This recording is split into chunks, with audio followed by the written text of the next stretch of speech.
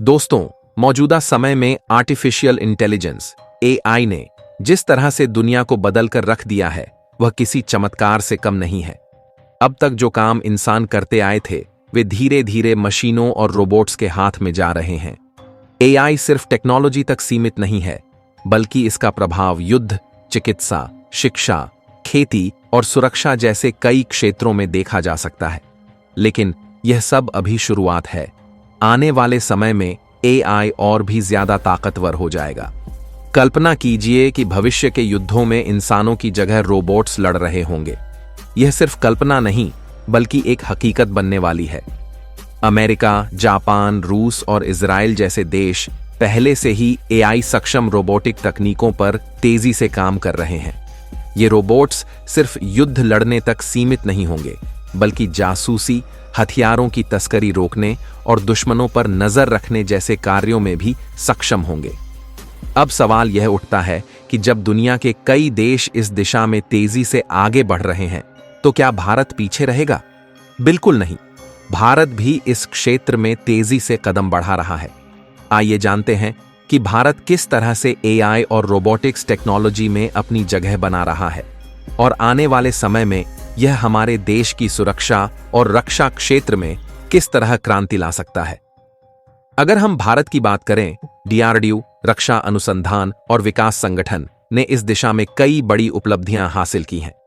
DRDO लगातार नए और अत्याधुनिक हथियारों और रोबोटिक सिस्टम्स को विकसित कर रहा है, जो भारतीय सेना को और भी ताकतवर बना सकते हैं। ऐसे हाईटेक रोबोट्स विकसित किए हैं जो पहाड़ी इलाकों में भारतीय सेना के लिए जरूरी उपकरणों और हथियारों की आपूर्ति कर सकते हैं। पहाड़ी इलाकों में सेना के लिए सामान पहुंचाना एक बहुत ही कठिन काम होता है, लेकिन ये रोबोट्स इस कार्य को आसान बना देंगे।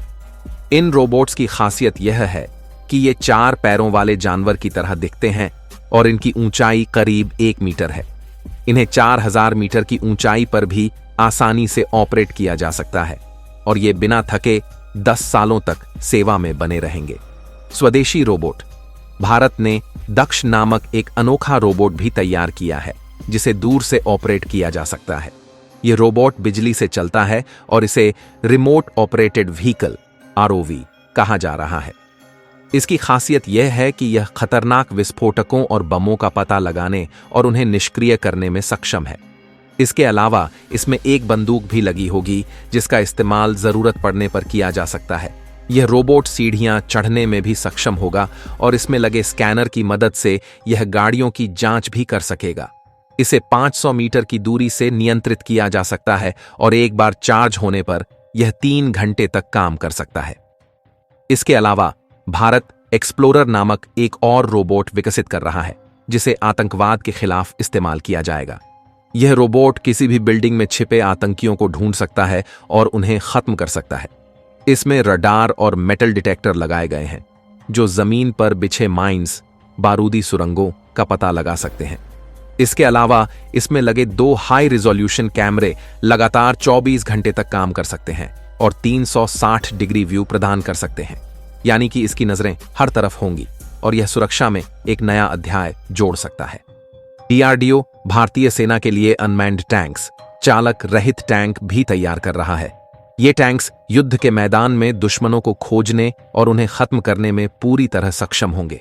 इसका सबसे बड़ा फायदा यह है कि अगर युद्ध के दौरान यह टैंक दुश्मनों से घिर भी जाता है, तो इसमें सैनिकों को कोई नुकसान नहीं होगा। डीआरडीओ ने फिलहाल इसके 3 वेरिएंट तैयार किए हैं। पहला वेरिएंट एक हमलावर टैंक है, जो दुश्मनों को निशाना बना सकता है। दूसरा वेरिएंट माइंस और विस्फोटकों का पता लगाने में सक्षम होगा। तीसरा वेरिएंट न्यूक्लियर और केमिकल अटैक की स्थिति में दुश्मनों को खत्म कर सकता है। ये टैंक्स रेगिस्तानी इलाकों में भी काम करने में सक्षम होंगे और इनमें लगे लेजर इंटीग्रेटेड कैमरे 10 से 15 किलोमीटर की दूरी से ही दुश्मनों को डिटेक्ट कर सकते हैं। इसके अलावा डीआरडीओ ने लूसी नामक एक ऑटोनोमस पेट्रोलिंग रोबोट भी विकसित किया है, जो सीमा पर लगातार 6 घंटे तक निगरानी कर सकता है। इसकी खासियत यह है कि जब इसकी बैटरी कम हो जाती है, तो यह खुद ही चार्जिंग पॉइंट तक जाकर खुद को चार्ज कर लेता है। अब सवाल यह है कि क्या भारत आने वाले समय में एआई आधारित युद्धों के लिए तैयार है? जवाब है हां।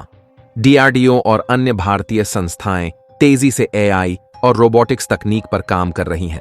भारत न केवल रक्षा क्षेत्र में बल्कि अन्य क्षेत्रों में भी एआई को तेजी से अपनाने की दिशा में बढ़ रहा है।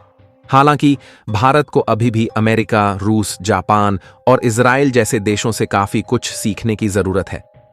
लेकिन जिस गति से भारत इस क्षेत्र में आगे बढ़ रहा है, वह दिन दूर नहीं जब भारतीय सेना एआई और रोबोटिक टेक्नोलॉजी में दुनिया के सबसे उन्नत देशों में शामिल होगी।